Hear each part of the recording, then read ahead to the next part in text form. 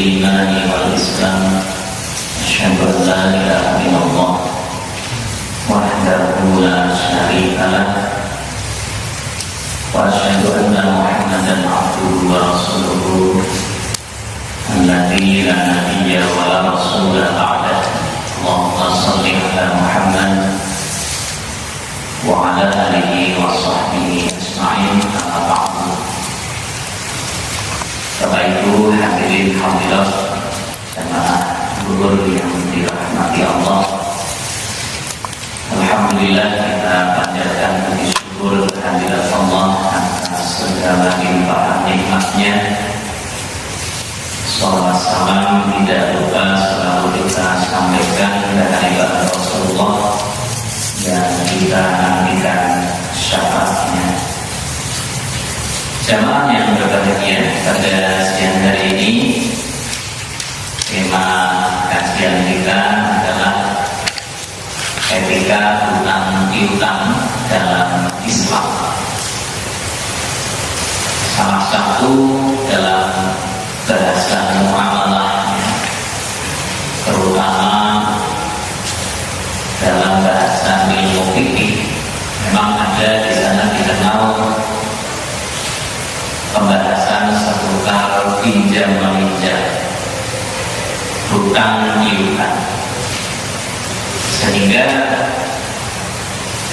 hukum asal hutang piutang itu sesuatu yang boleh, bahkan baik, karena di dalamnya ada unsur tolong-menolong, ada unsur ta'awun, membantu orang yang memang membutuhkan bantuan. Dalam hal ini adalah pinjaman uang. Namun sudah jangan kita ketahui bahwa di dalam perkara hutang piutang ini kadang-kadang tidak berjalan sesuai dengan apa yang diidealkan oleh syariat begitu. Bahkan kita mungkin pernah juga mengalami ketika kita meminjamkan sejumlah uang, itu sering terjadi itu tidak kembali, atau bahkan ya mungkin kembali tetapi membutuhkan waktu yang lama, tidak seperti kesepakatan yang di awal ketika mereka yang berhutang itu meminta bantuan kita. Nah, tentu dalam hal ini kita seharusnya berdasar pada etika yang diajarkan di dalam syariat agama kita, baik di dalam Al-Quran maupun di dalam hadis Nabi. Karena tentu di dalam Rasul pun juga sudah ada yang namanya hutang piutang ini, aktivitas orang saling pinjam meminjamkan uang. Bahkan kalau kita membaca di dalam Al-Quran, jamaah sekalian, itu ada satu ayat yang sangat panjang yang membahas masalah hutang. Bahkan ini merupakan ayat yang paling panjang di dalam Al-Quran, di surat Al-Baqarah ayat 282. Jadi kalau Bapak Ibu membuka di dalam Al-Quran itu ada ayat yang sampai satu halaman full, hanya satu ayat. Biasanya satu ayat kan hanya 1-2 baris ya. Jadi satu halaman full itu satu ayat. Yang ayat itu isinya fokus membicarakan masalah hutang piutang. Jadi memang hutang piutang ini mendapat perhatian yang besar dari atau di dalam syariat agama kita, karena di dalam Al-Quran dikupas dalam satu ayat yang sangat panjang, paling panjang bahkan di dalam Al-Quran. Nah, saya bacakan baris yang pertama. Nah, setelahnya nanti bisa Bapak Ibu telah di rumah ya, ketika membuka Al-Quran. Allah Ta'ala berfirman, a'udzubillahi minasyaitonir rajim, ya ayyuhalladzina amanu idza tadayantum bidainin ila ajalin musamman faqdu, yang artinya wahai orang-orang yang beriman, apabila kalian melakukan hutang piutang untuk waktu yang ditentukan, hendaklah kalian mencatatnya. Jadi mencatat hutang piutang itu diperintahkan di dalam Al-Quran. Bahkan kalau kita membaca di dalam latar sosial masyarakat Arab yang saat itu kan disebut sebagai ummatun ummiyah, kaum yang tidak mengenal bahasa tulis, atau sedikit di antara mereka yang bisa membaca dan menulis. Itu saja Allah Subhanahu wa Ta'ala memerintahkan mereka untuk mencatat. Kalau kita membaca di bawahnya, kalau dia tidak bisa mencatat, mintalah tolong orang yang bisa menulis gitu ya. Jadi memang urusan hutang piutang itu harus kita perhatikan. Yang pertama, ya dicatatlah hutang piutang itu. Ya, karena dengan adanya catatan itu bisa menjadi bukti atau rujukan. Ya. Kalau memang di waktu mendatang misalnya ada hal-hal yang tidak diinginkan, atau bahkan misalnya orang yang berhutang itu meninggal, hanya catatannya kita bisa menyampaikan ke ahli waris misalnya ya. Kalau memang kita ya kalau besar itu tetap berharap dikembalikan gitu ya. Kalau tidak terlalu besar semuanya sudah diikhlaskan saja misalnya begitu.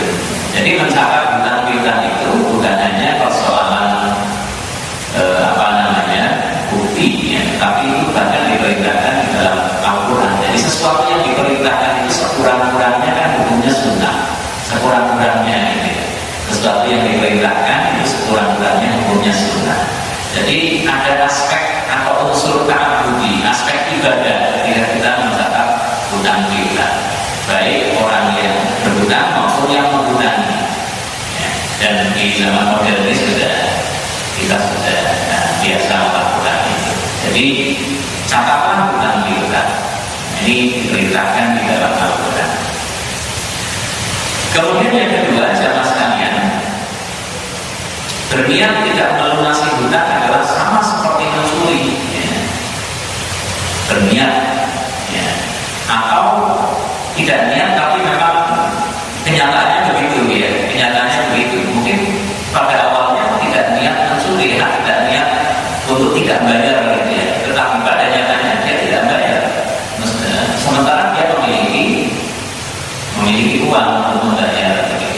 Kan banyak juga ya kejadian orang yang dijumpai itu berhutang sudah sekian lama tidak melunasi, yang mungkin dulu tidak terlalu besar, tapi betapapun itu adalah kewajiban untuk kita melunasi hutang kita. Nah, kalau kita memiliki kemampuan kok tidak membayar hutang kita itu, karena nanti itu disamakan seperti mencuri gitu. Tentu kita tidak mau ya disebut sebagai orang yang mencuri. Tapi kalau orang hutang belum bayar itu merasa tidak terhina, tapi kalau disebut mencuri ya terhina gitu. Karena hukumnya sama. Nah, ini sabda Nabi di dalam hadis riwayat Ibnu Majah, siapa saja yang berhutang sedang dia berniat tidak melunasi hutangnya, maka ia akan bertemu Allah sebagai seorang pencuri. Nah, ini kan luar biasa konsekuensinya ya. Karena salah satu dari prinsip ajaran syariat Islam itu adalah menjaga kehormatan jiwa dan harta orang lain ya. Salah satu dari maqasid syariat bahkan disebut hifdzul mal ya. Menjaga harta ya. Jadi harta seseorang itu ya tidak boleh kemudian diambil dengan cara yang zalim ya. Dan ketika seseorang kemudian meminjam, dia harus mengembalikan jika memang dia memiliki kemampuan.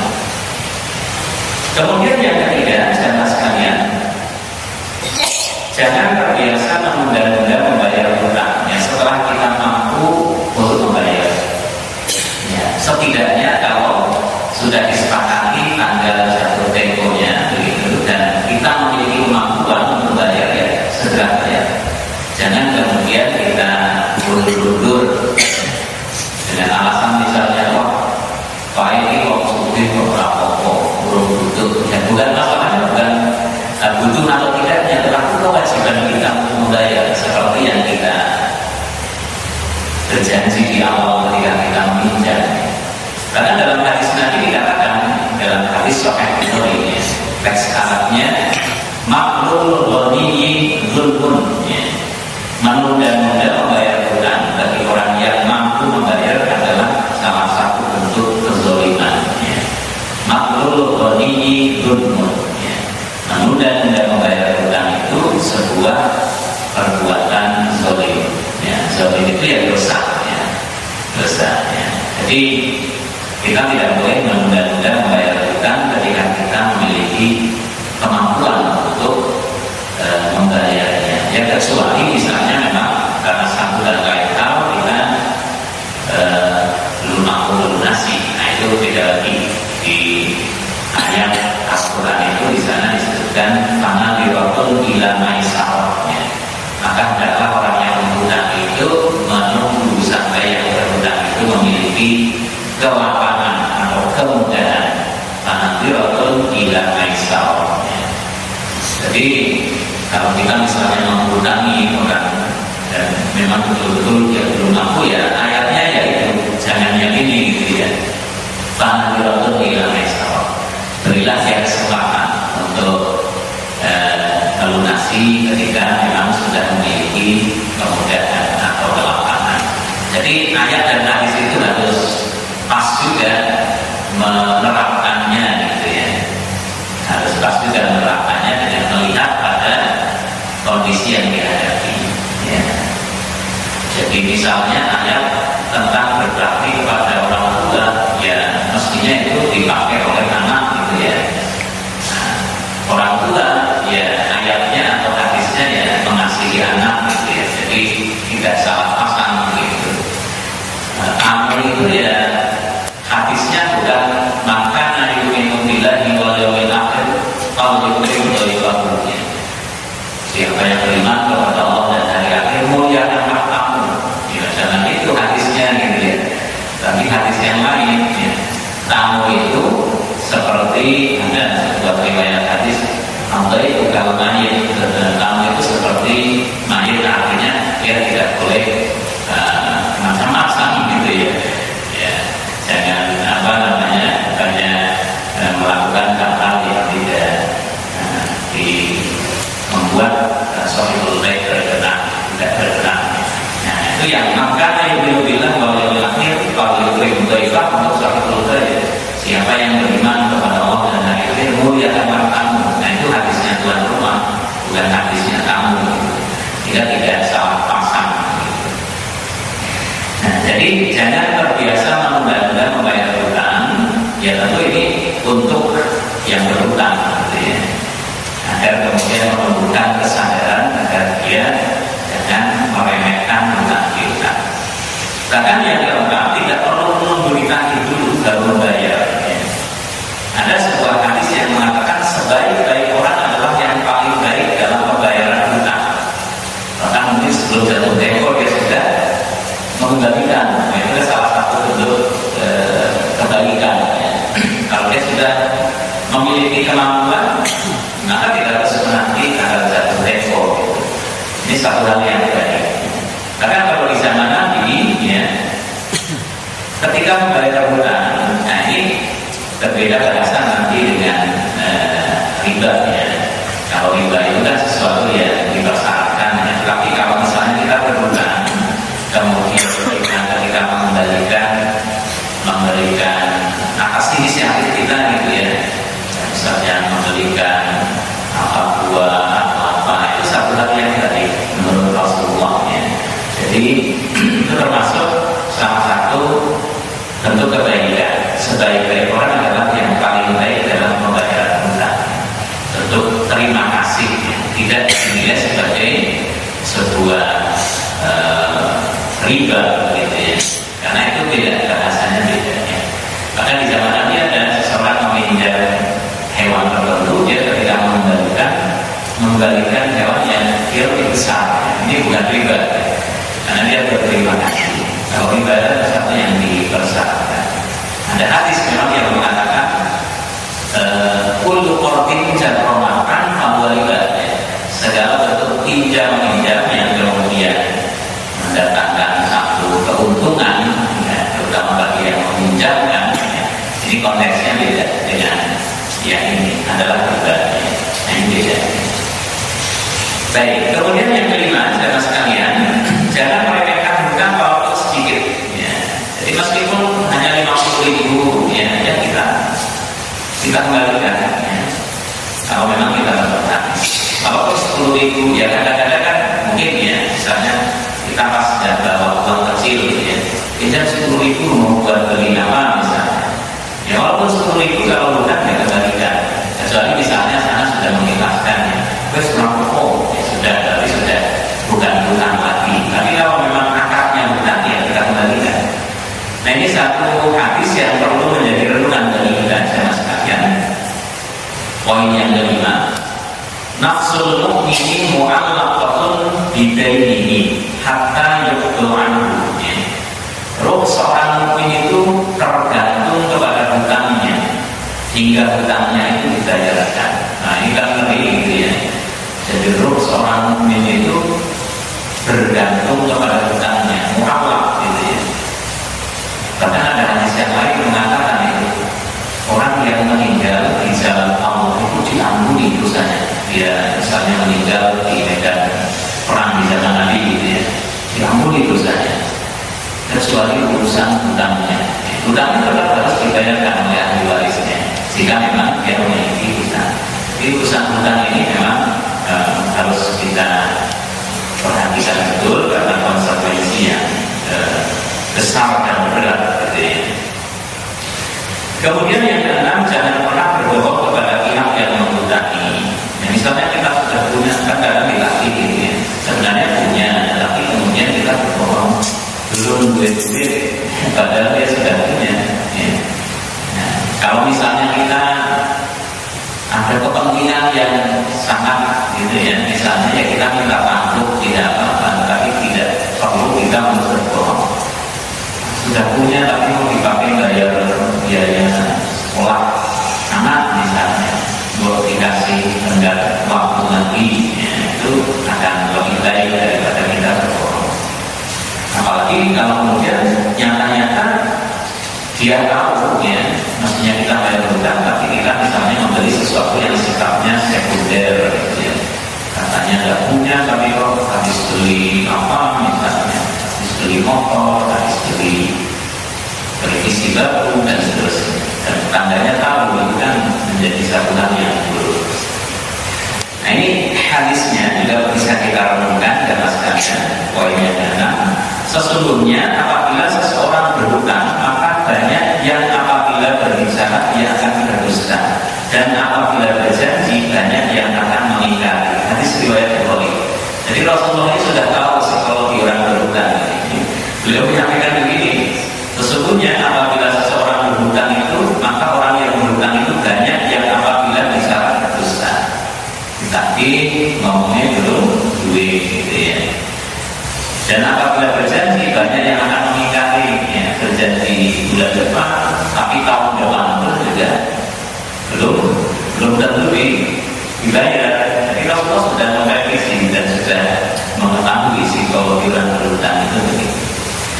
Banyak orang gampang utang, ini kan suatu hal yang buruk. Banyak orang yang mungkin secara agama kita kadang-kadang menilai wong ape, wong sholat tapi ternyata ketika berurusan dalam urusan muamalah tidak berbanding lurus ya dengan kesalahan yang kita lihat gitu ya. Dan ini mungkin saya yakin kalau itu tidak ada yang pernah mengalami. Yang baik ngomong tapi ketika dia berurusan dengan urusan uang ternyata tidak beres gitu. Nah ini yang perlu menjadi renungan bagi kita bersama. Kemudian yang ketujuh, jangan pernah berjanji jika tidak mampu memenuhinya. Ya karena akan salah biar segera dikasih. Oke, minggu padahal dia belum punya gambaran kebutuhan itu mau bayar pakai apa, tapi yang penting janji sih gitu ya. Yang penting segera dapat uangnya, ya. Masalah bayar nanti, tapi dia sudah akan berjanji pokoknya minggu berarti juga tidak diperbolehkan karena janji itu kan ya hutang ya. Dan hutangnya dua kali, juga hutang duit, hutang janji yang tidak ditepati itu ya. Dan penuhilan janji karena janji pasti dinilai pertanggungjawabannya. Kemudian yang terakhir, itu adalah orang yang telah menghutangi. Nah ini kalau orang yang berhutang ini orang soleh gitu ya, sudah dibantu kan baik sekali kalau dia berterima kasih, salah satunya dengan cara mendoakan yang menghutangi. Sabda Rasulullah, barang siapa telah berbuat kebaikan kepadamu, balaslah kebaikannya itu. Jika engkau tidak mendapati apa yang dapat membalas kebaikannya, maka berdoalah untuknya. Membalas seperti apa ya sudahlah, balas dengan doa gitu ya. Sekurang-kurangnya jaga Allahnya. Semoga Allah memberi balasan yang baik bagimu, yaitu sudah doa. Tapi kalau kita berdoa yang spesifik, uangnya lebih baik lagi. Nah ini beberapa hal sama sekalian terkait dengan tema etika hutang piutang dalam Islam. Tentu kita sebagai seorang Muslim yakin bahwa di dalam setiap urusan hidup kita ya ada panduan, tuntunan yang telah digariskan oleh Allah dan Rasulnya, tidak terkecuali dalam urusan muamalah, khususnya salah satunya yang kita bicarakan siang hari ini adalah urusan hutang piutang. Mudah-mudahan yang sebelum ini bermanfaat untuk renungan kita bersama. Insya Allah kalau bapak-bapak yang itu ya rata-rata yang menghutangi, kecuali kalau yang ke lembaga, ke bank atau ke koperasi ya ini kalau kita sudah ada mekanisme yang jelas gitu ya. Yang pertama, lebih baik mana utang itu kita ikhlaskan, ataukah ketika benar-benar kita dapat. Ini yang pertama. Bagaimana ikhlaskan dan mana kita ikhlas. Yang kedua, di tempat saya di rumah itu ada rondo, tapi dia itu menyalangi gitu, bersama untuk pinjam. Tapi ada perjanjiannya kalau pinjam tambahin sekian gitu. Itu termasuk yang tidak diperbolehkan. Kalau nanti hasilnya juga bersama lagi. Kalau seperti apa? Baik, Islam. Yang pertama tentu kalau ditanya mana yang lebih baik mengikhlaskan dengan untuk selengan kita gitu. Nanti tak tuntut lagi di akhirat. Ya lebih baik mengikhlaskan. Kalau ditanya mengikhlaskan kan juga kita dapat pahala gitu ya, tanpa merugikan dia kan. Kalau mengikhlaskan kan itu istilahnya win-win solution gitu ya, kita dapat pahala, dia tidak dituntut ya, di akhirat. Tapi kalau kita tidak mengikhlaskan kan nantinya yang dia nanti akan kerugikan ya, pahalanya akan diambil untuk kita gitu ya. Ya kita sama-sama dapat pahala kan, kalau mengikhlaskan juga dapat pahala. Kalau yang kedua tadi kan juga dapat, tapi dapatnya nanti di akhirat. Ya dia lebih baik mengikhlaskan kalau tidaknya gitu ya. Tetapi kan tidak semua orang bisa mengikhlaskan ya. Kalau sedikit mungkin ringan ya. Kalau misalnya sampai puluhan juta ya itu agak berat juga untuk mengikhlaskan. Kalau bisa ya luar biasa, itu baik ya. Yang kedua, kalau dari apa yang disampaikan Pak Islam tadi ya, itu kalau dipersyaratkan di awal ya mestinya tidak begitu kan. Apalagi itu uang sindikan yang memang mestinya untuk kesejahteraan bersama. Kalau ada yang butuh dipinjami dengan tidak harus mengembalikan dalam jumlah yang lebih baik lagi. Jadi sifatnya membantu, sifatnya membantu. Kecuali atas inisiatif dia ini saya lebihkan, ya sebagai tanda terima kasih. Tapi kalau dipersyaratkan di awal kan jatuhnya ya jadi riba. Bersama juga. Bersama juga. Itu tetap riba ya. Ya kalau dari sisi hukum fikih seperti itu ya. Karena kan tadi bulu korting jarum 8 bulan itu ya kan lebih baik kalau kemudian tadi ya sudah misalnya ada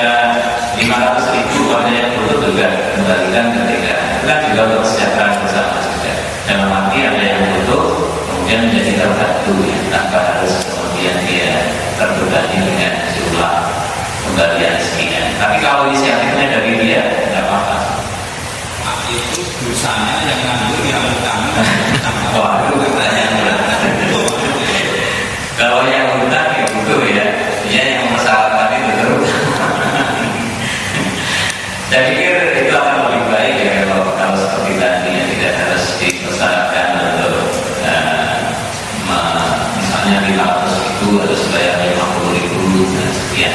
Ya sudah, kalau siapa yang butuh dipinjam, asal tanggung jawab. Cuma kadang-kadang tadi kendalanya ketika orang itu tidak tanggung jawab atau kurang amanah, yang harus diupayakan untuk dipastikan dengan kearifan bersama.